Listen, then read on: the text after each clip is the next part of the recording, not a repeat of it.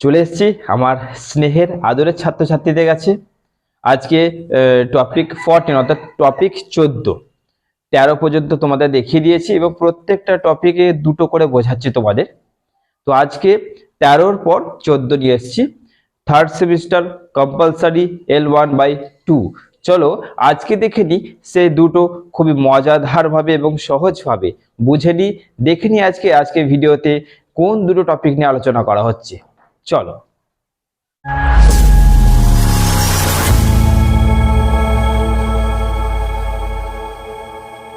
তো আমার প্রিয় স্নেহের ছাত্রছাত্রীরা, আজকে যে দুটো টপিক নিয়ে আলোচনা করব তার মধ্যে একটা টপিক হচ্ছে অ্যান্টিথেসিস। অর্থাৎ অ্যান্টিথেসিস মানে বোঝাই, আগে তোমাদের বলে দিই, তারপরে উদাহরণ পর্বে গেলে তো আরো ক্লিয়ার হয়ে যাবে। দেখে নাও, antithesis is a figure of speech where two opposite ideas or words are used in a sentence।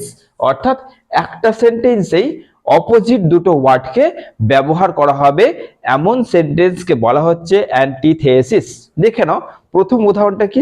প্রথমে কি লিখেছি, you are easy on eye but hard on heart, মানে তোমার চোখে হয়তো তুমি খুব সরল কিন্তু মনের দিক থেকে খুবই শক্ত, অর্থাৎ সহজ আর শক্ত। বুঝতে পারছো? আন্ডারলাইন দেখো করা আছে। পেশেন্স ইজ বিটার, খুবই তেতো, সুইট ফ্রুট, কিন্তু এটা তোমাকে এর যে কর্মফলটা খুবই মিষ্টি। অর্থাৎ একটা লাইনই দেখতে পাচ্ছ তেতো মিষ্টি।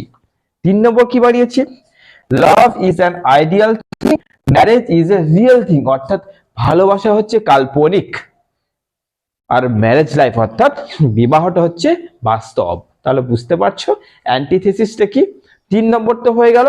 4 নম্বর বুঝবেন, we want peace not war, আমরা যুদ্ধ চাই না, আমরা শান্তি চাই। তাহলে বুঝতে পারছো যে অ্যান্টিথেসিসটা কি। একটাই বাক্যে দুটো অপোজিট ওয়ার্ড যখন ব্যবহার করা হবে তাকে আমরা বলবো অ্যান্টিথেসিস।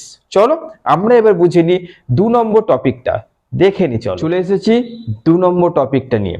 2 নম্বর টপিকটা কি বুঝবো, এপিগ্রাম।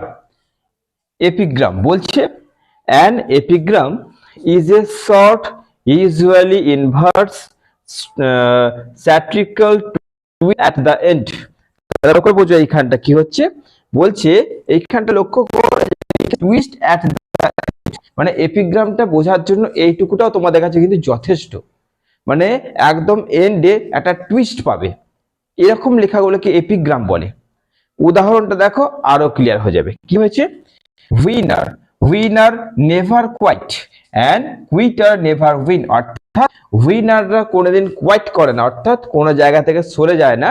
আর কুইটাররা অর্থাৎ বলছে কুইটার নেভার উইন, অর্থাৎ কুইটার যারা সবসময় সরে যাওয়া বা সবসময় অজুহাত দেখায় তারা কোনোদিন জিততে পারে না। তাহলে বুঝতে পারলে শেষে গিয়ে কিন্তু একটা টুইস্ট হয়ে গেল। 2 নম্বর, ইফ উই এন্ড ওয়ার, যদি আমরা যুদ্ধকে না থামাই, ওয়ার উইল এন্ড আস, যুদ্ধ আমাদেরকেই থামিয়ে দেবে। থামিয়ে দেবে মানে বুঝতেই পারছো, তাহলে শেষে একটা twist. A little learning is a, তাহলে শেষের দিকে চলে যাও ডেঞ্জারাস থিং। অর্থাৎ ছোট্ট শিক্ষা, ছোট্ট শিক্ষা বলে না অল্প বিদ্যা ভয়ঙ্করী, এটা হচ্ছে সেই কথাটা। ছোট্ট শিক্ষা কিন্তু ভয়ঙ্কর হতে পারে। তারপরে নেক্সট দেখো, the only way to have good life is to have a good day. অর্থাৎ তুমি যদি ভালো জীবন কাটাতে চাও তাহলে তোমার প্রত্যেকটা দিনকে ভালো হতে হবে। ভালো তুমি হয়তো করছো বা হচ্ছে সে পরের ব্যাপার। তাহলে টুইস্ট কি হলো, যে ভালো জীবন কাটাতে চাইলে তোমার জীবনের প্রত্যেকটা দিনকে গুড হতে হবে। তাহলে শেষের দিকে একটা টুইস্ট হলো। তো এরকম ভাষা বা এরকম সেন্টেন্সকে বলা হচ্ছে এপিগ্রাম। আশা করছি আমার স্নেহের ছাত্রছাত্রীদেরকে বোঝাতে পারলাম আজকের দুটো টপিক। তোমাদের একই কাজ, কমেন্টে লেখা, কমেন্টে লিখে দেখানো যে হ্যাঁ এটা কি হচ্ছে। অর্থাৎ এপিগ্রামের 2-1টা এক্সাম্পল, তারপরে অ্যান্টিথেসিসের 2-1টা এক্সাম্পল, এরকম করে তোমরা কিন্তু তোমাদের কমেন্টে লিখে আমাকে জানাও, আমি দেখবো। অনেক জনা কমেন্ট করছো, লিখছো, সব কটা তোমাদের সঠিক হচ্ছে। একদম মানে সত্যি এত ভালো লাগছে যে আমি বোঝাতে পারছি তোমাদেরকে, এটাই আমার কাছে অনেক। আর এই ভিডিওর একটাই উদ্দেশ্য, এই যে তোমাদেরকে প্রত্যেকটা টপিক পর পর তোমাদেরকে বোঝানো হচ্ছে, একটাই উদ্দেশ্য, একটা স্টুডেন্টের মনে এইখানে যদি আমি জায়গা করতে পারি, আমার সেটাই লক্ষ্য। তোমরা ভালো থেকো, তোমরা সুস্থ থেকো।